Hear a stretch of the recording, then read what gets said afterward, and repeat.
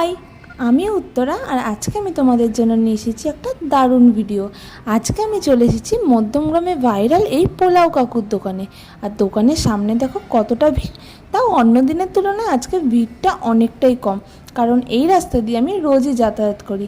সামনেই আমার অফিস, আর এখান থেকে রোজই যাওয়ার সময় আমি দেখি প্রচুর ভিড় থাকে।